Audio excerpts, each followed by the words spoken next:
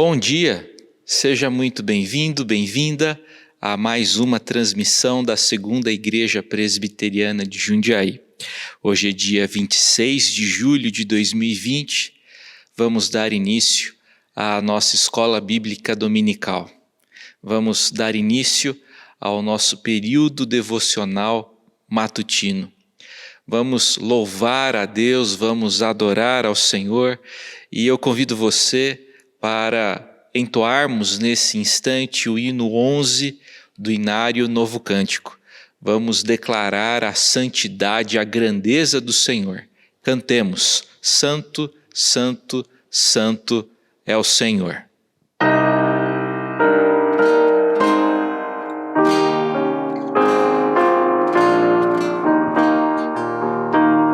Santo, Santo, Santo, Deus onipotente, louvam nossas vozes, teu nome com fervor. Santo, Santo, Santo, justo e compassivo, és Deus triuno, excelso Criador. Santo, Santo, Santo, nós os pecadores não podemos ver tua glória sem temor. Tu somente és santo, só tu és perfeito, Deus soberano, imenso em teu amor. Santo, Santo, Santo, todos os remidos, juntos com os anjos, proclamam teu louvor. Antes de formar-se firmamente a terra, eras e sempre és, e hás de ser, Senhor. Santo, Santo, Santo, Deus onipotente, tuas obras louvam, teu nome com fervor. Santo, Santo, Santo, justo e compassivo, Deus soberano, excelso Criador. Amém.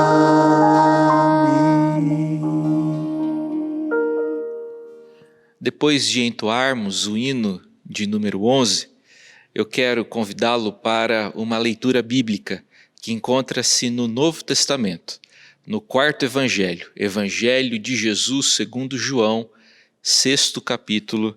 Leremos os versos 66 a 71. Vou dar um tempinho para você abrir a sua Bíblia e localizar o texto. Evangelho de Jesus segundo João, 6º capítulo, leitura dos versos 66 a 71. Presbíteros, diáconos, pastores, sociedades internas de nossa igreja, que alegria podermos estar aqui reunidos, mesmo que pela internet, através de vídeo, para celebrarmos o dia do Senhor, para compartilhar a sua palavra e poder viver um pouco mais dela, daquilo que aprendemos aqui todos os domingos, todas as quartas-feiras, nos nossos estudos bíblicos. Não é nossa vontade, estarmos assim reunidos, mas é a vontade de Deus. E sabemos que tudo o que acontece neste mundo é por vontade dele.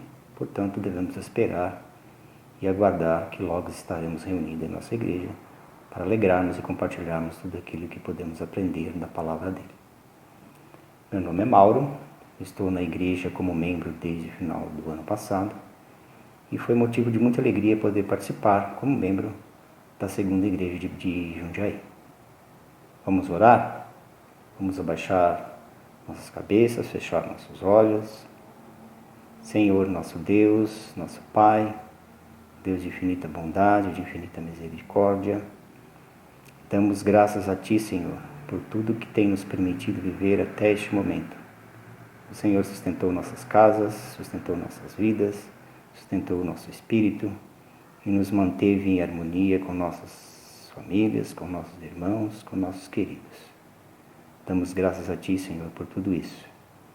Oremos também, Senhor, por aquelas famílias que passam necessidades financeiras, por problemas de saúde, com doentes acamados em suas casas ou em hospitais, por famílias que ainda têm membros que procuram por emprego, que o Senhor possa sustentar a todas elas, Senhor, atendendo a todos aqueles que oram por Ti, conforme o Teu propósito e a Tua vontade. Sabemos que tudo está sob o Seu controle, Senhor, e devemos aguardar e esperar, pois em Ti cremos e em Ti temos fé. E em nome de Jesus, Senhor, que oramos, em nome do Teu Filho amado, nosso Salvador, que nos destes e morreu para perdoar os nossos pecados. Sabemos de nossas fraquezas, sabemos de nossas dificuldades, mas pedimos perdão, Senhor. E em nome dele que oramos e agradecemos. Amém. A leitura da palavra de Deus é do Evangelho de João, no capítulo 6, versículos 66 a versículo 71. Vamos lá, Evangelho segundo o apóstolo João, capítulo 6, versículos 66 até 71. À vista disso, muitos dos seus discípulos o abandonaram e já não andavam com ele. Então perguntou Jesus aos 12: Porventura quereis também vós outros retirar-vos? Respondeu-lhe Simão Pedro: Senhor, para quem iremos? Tu tens as palavras da vida eterna, e nós temos crido e conhecido que Tu és o Santo de Deus. Replicou-lhes Jesus: Não vos escolhi eu em número de 12? Contudo, um de vós é diabo. Referia-se ele a Judas, filho de Simão Iscariotes, porque era quem estava para traí-lo, sendo um dos 12. Vamos orar?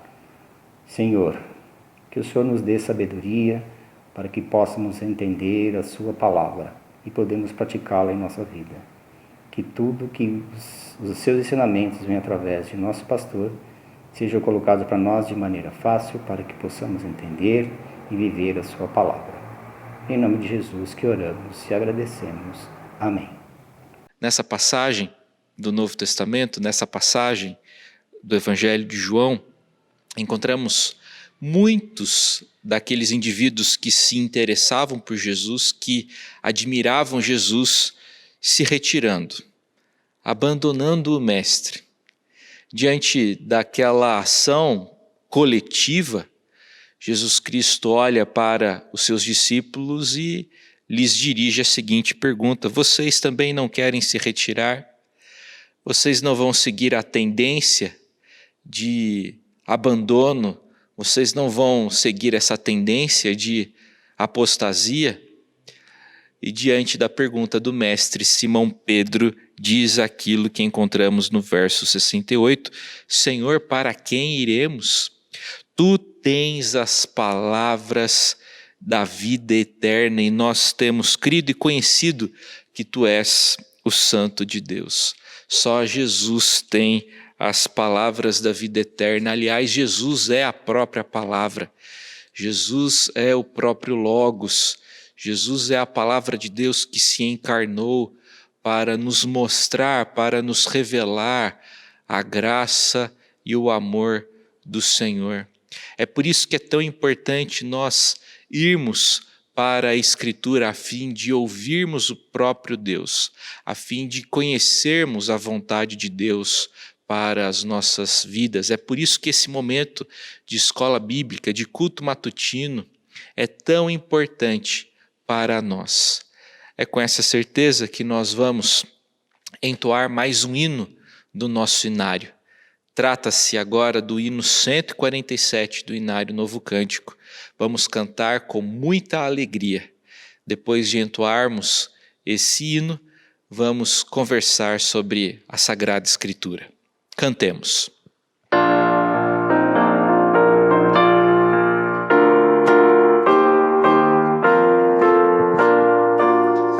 Quando a alma sequiosa chega a voz do Salvador, eis que logo reconhece ser Jesus o seu Senhor. Mas seu eu quer levantar-se e mostrar algum valor, vencendo vem Jesus.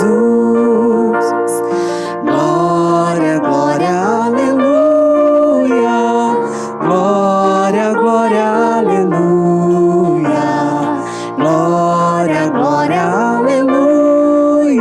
Vencendo vem Jesus. Neste mundo havemos crentes de ter sempre algum pesar, mesmo lutas de sabores nossa paz vem perturbar. Mas se o mal nos ameaça, de alegria nos roubar, vencendo vem Jesus. Glória, glória, aleluia. Glória, glória, aleluia. Glória, glória, aleluia. Vencendo vem Jesus.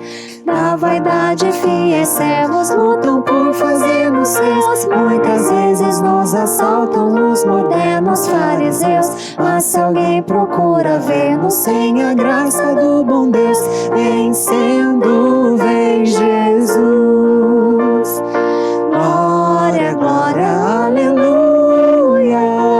Glória, glória, aleluia. Glória, glória, aleluia. Vencendo vem Jesus. Hoje quero meditar com vocês a respeito do tema Aos que não conseguem mais louvar. Por ocasião da nossa escola bíblica dominical, temos conversado sobre o tema Aos que sofrem. Hoje vamos tratar sobre esse assunto, aos que não conseguem mais louvar. Quero ler com você nesse momento o Salmo 34. Esse é o convite que eu faço para você nessa ocasião. O convite da leitura do Salmo 34. Os salmos encontram-se no Antigo Testamento e eu gostaria de ler com você nessa oportunidade o Salmo 34 atribuído a Davi. Diz a Sagrada Escritura: bendirei o Senhor em todo o tempo, o seu louvor estará sempre nos meus lábios. Gloriar-se-á no Senhor a minha alma, os humildes o ouvirão e se alegrarão. Engrandecei o Senhor comigo e todos a uma lhe exaltemos o nome. Busquei o Senhor e ele me acolheu, livrou-me de todos os meus temores. Contemplai-o e sereis iluminados, e o vosso rosto jamais sofrerá vexame. Clamou este aflito, e o Senhor o ouviu, e o livrou de todas as suas tribulações. O anjo do Senhor acampa-se ao redor dos que o temem e os livra. Ó, provai e vede que o Senhor é bom. Bem-aventurado o homem que nele se refugia. Temei o Senhor, vós os seus santos, pois nada falta aos que o temem. Os leõezinhos sofrem necessidade e passam fome, porém aos que buscam o Senhor, bem nenhum lhes faltará. Vinde, filhos, e escutai-me, e eu vos ensinarei o temor do Senhor. Quem é o homem que ama a vida e quer longevidade para ver o bem? Refreia a língua do mal e os lábios de falarem dolosamente. Aparta-te do mal e pratica o que é bom, procura a paz e empenha-te por alcançá-la. Os olhos do Senhor repousam sobre os justos e os seus ouvidos estão abertos ao seu clamor. O rosto do Senhor está contra os que praticam o mal, para lhes extirpar da terra a memória. Clamam os justos e o Senhor os escuta e os livra de todas as suas tribulações. Perto está o Senhor dos que têm o coração quebrantado e salva os de espírito oprimido. Muitas são as aflições do justo, mas o Senhor de todas o livra. Preserva-lhe todos os ossos, nenhum deles sequer será quebrado. O infortúnio matará o ímpio, e os que odeiam o justo serão condenados. O Senhor resgata a alma dos seus servos, e dos que nele confiam, nenhum será condenado. O Salmo 34 começa com a seguinte afirmação, com a seguinte declaração de Davi: bendirei o Senhor em todo o tempo, o seu louvor estará sempre nos meus lábios. A tradição bíblica afirma que o Salmo 34 foi composto quando Davi precisou fugir de Abimeleque. Ninguém foge de uma coisa boa. Se Davi precisou fugir, é porque estava em perigo, estava em apuros. E Davi, naquele momento difícil, resolveu orar, dizendo: Senhor, mesmo nesse momento difícil que eu estou passando, eu vou te louvar. E o meu compromisso é bendizê-lo, é louvá-lo em todo o tempo. Eu quero destacar algumas lições que podemos aprender com o Salmo 34. A primeira lição que aprendemos com os 3 primeiros versículos é que devemos sempre louvar ao Senhor. Louvar ao Senhor. O louvor, prezado irmão, prezada irmã, não é definido pelas circunstâncias da vida, mas sim pela atitude do coração. O Salmo 34 é um convite ao louvor, e também um convite à maturidade espiritual. No Salmo 34, Davi manifesta o seu compromisso de louvar a Deus em todo o tempo. Davi não quer louvar a Deus apenas naqueles momentos aprazíveis, agradáveis. Seu compromisso é louvar a Deus em todo o tempo. Louvar a Deus ao ganhar o que se desejou. Louvar a Deus quando o pedido que a gente faz é atendido. Louvar a Deus quando somos surpreendidos por uma ótima notícia não exige nada de muito especial do nosso coração. A proposta bíblica, porém, é muito mais ampla e desafiadora. É louvar a Deus em todo o tempo, no dia bom e no dia mau. É louvar a Deus na saúde e na enfermidade. É louvar a Deus quando aplaudido ou quando criticado. É louvar a Deus ao receber uma resposta positiva para a nossa oração, ou quando Deus fecha um caminho que nós gostaríamos muito de seguir. Louvar a Deus em todo tempo envolve isso. Louvar a Deus em todo tempo implica em reconhecer que todos os planos do Senhor são planos de amor. A Bíblia afirma que todas as coisas cooperam para o bem daqueles que amam a Deus, para o bem daqueles que já se renderam ao senhorio de Jesus. Louvar a Deus em todo tempo implica em crer que, de fato, todas as coisas cooperam, ainda que a gente não compreenda isso plenamente, todas as coisas cooperam para o bem daqueles que amam a Deus. E isso deve nos bastar. Essa compreensão, essa certeza deve bastar e deve fazer o nosso coração se aquietar e sossegar. Nesses 3 primeiros versículos do Salmo 34, Davi não se gloria em sua habilidade, em sua expertise, em sua astúcia. Antes ele se gloria no Senhor. Davi se gloria em quem Deus é e naquilo que ele faz. A primeira lição, louvar a Deus. A segunda lição que aprendemos com os versos 4 a 8 é buscar a Deus, buscar ao Senhor. Davi dá nesses versículos um testemunho triplo daquilo que o Senhor faz por seu povo. No verso 4 a 8, Davi declara que Deus salva o seu povo. No verso 7, Davi declara que Deus guarda o seu povo. No verso 8, Davi declara que Deus satisfaz ao seu povo.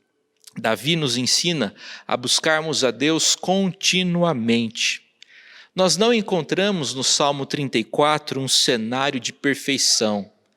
Não encontramos no Salmo 34 uma vida ideal no sentido de uma vida sem sofrimento. Nós encontramos no Salmo 34 um louvor que é proferido na realidade da vida. Os versos 4, 5 e 6 falam de coisas ruins, falam de temores, angústias, prisões, incertezas, e a vida é assim mesmo, feita de incertezas, de adversidades e de problemas. O verso 8 nos leva, entretanto, ao reconhecimento de que, muito além das dificuldades da vida, Deus continua sendo bom. Ó, provai e vede que o Senhor é bom.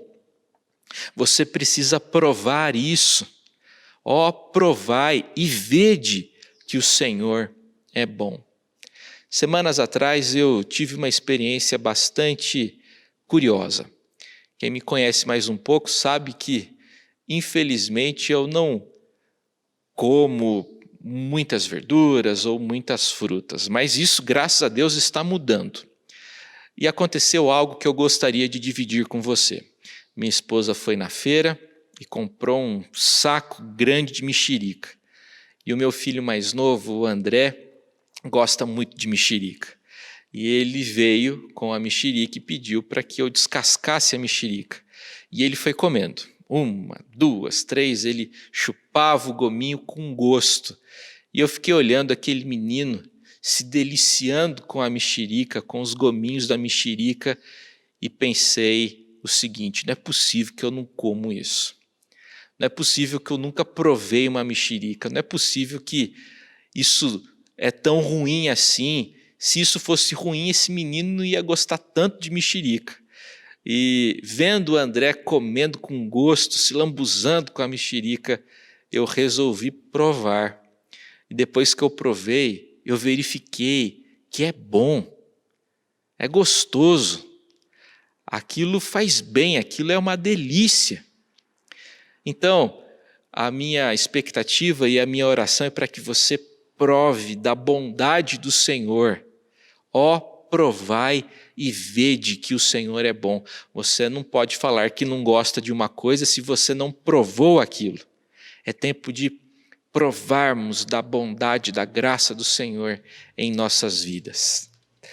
A terceira lição que eu destaco nessa manhã, e a gente aprende essa lição com os versos de 9 a 16, é temer ao Senhor.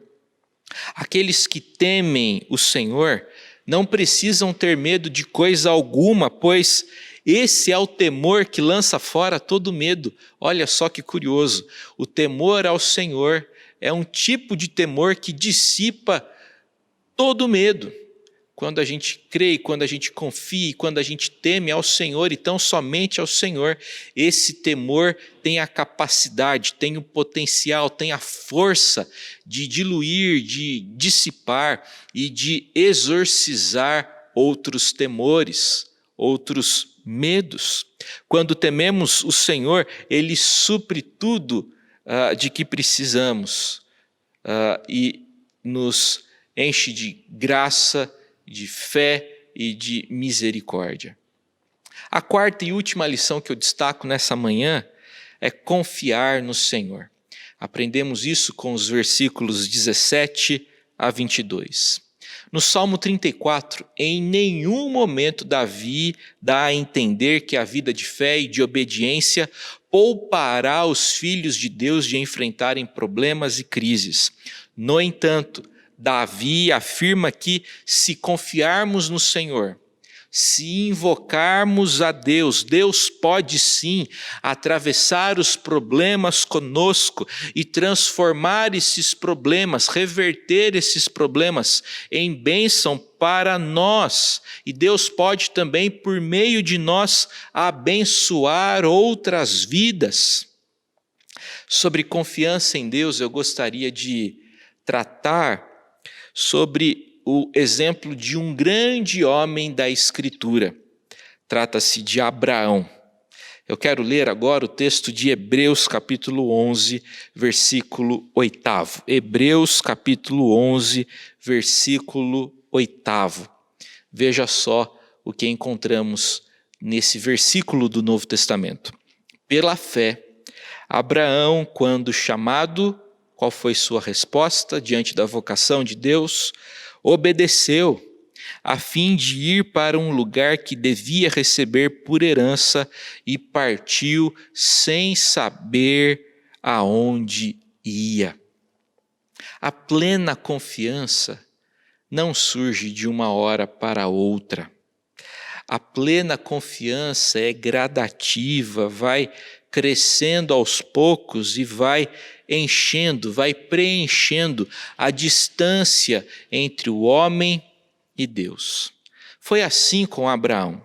Abraão saiu de sua terra, saiu da companhia dos seus familiares para uma terra que Deus lhe mostraria. O autor da Epístola aos Hebreus faz questão de reforçar que Abraão obedeceu a Deus mesmo sem ter consciência, ter certeza do seu destino. Bastou para Abraão ouvir a Deus e obedecer a Deus. Depois de marchas e de contramarchas, depois de muitos acertos e de muitos erros, depois de muitas lutas, de muitas vitórias e de muitos fracassos, Abraão finalmente acreditou ainda mais na palavra de Deus, acreditou que seria o pai de numerosa nação, tão numerosa como as estrelas no céu, e Abraão confiou nisso, acreditou nisso, não obstante o fato de sua esposa ser já bastante idosa, ser estéril e dele mesmo ser também bastante experiente. Abraão acreditou nessas promessas, não obstante as circunstâncias da sua vida. Por fim, depois de nascido e crescido o filho da promessa, Isaque, Abraão, quando posto à prova, estava disposto a oferecer Isaque em holocausto, se assim o Senhor quisesse, pois acreditava que Deus teria poder para ressuscitar seu filho dentre os mortos. Entre o chamado de Abraão em Ur, na Mesopotâmia, e o episódio de Moriá, onde Abraão estava disposto a oferecer o próprio filho, caso Deus quisesse isso, passaram-se cerca de 40 anos. É chão, é muito tempo. 40 é um número importante na Bíblia e sugere a ideia de uma geração, de um período completo. Nesse tempo de 40 anos, a confiança de Abraão cresceu poderosamente. A confiança em Deus apoderou-se do coração de Abraão, não sem erros, não sem fracassos. E essa é a lição importante. Fé, confiança em Deus, não surge de uma hora para outra. Tem a ver com longos processos, com longos períodos. O autor do livro do Gênesis e o autor do livro de Hebreus talvez estão insinuando para a gente que é preciso toda uma vida para se aprender a confiar em Deus. A confiança deve crescer ao ponto de aprender a confiar contra a esperança, isto é, ter fé mesmo quando não existe nenhum motivo para crer, como ocorreu com Abraão, o pai da fé. Esse é o clímax, é o ápice da confiança em Deus. Eu quero concluir e encerrar essa breve meditação dizendo o seguinte: alguns passam por angústias e provações e tornam-se murmuradores. Outros passam por dificuldades e crises e reconhecem a bondade do Senhor. A diferença está sempre na atitude do coração. Eu quero orar com você nesse momento. Pai Celestial, obrigado pela Tua palavra e pelas lições que aprendemos com ela. Ó Pai, às vezes a gente não tem vontade de louvar o Senhor porque a gente concentra nos nossos próprios problemas. Porém, acabamos de ver na Tua palavra que louvor tem muito mais a ver com a atitude do nosso coração do que com as circunstâncias da nossa vida. Ó Deus, queremos provar da Tua bondade nessa manhã, nesse momento. Ó, provai e vede que o Senhor é bom. A gente quer provar isso. A gente quer experimentar a delícia que é viver com o Senhor e ser visitado pelo Senhor e ser tranquilizado pelo Senhor. Ó Deus, abençoa e derrama graça. É a nossa oração nessa manhã e nós a fazemos no nome poderoso e doce de Jesus Cristo. Amém.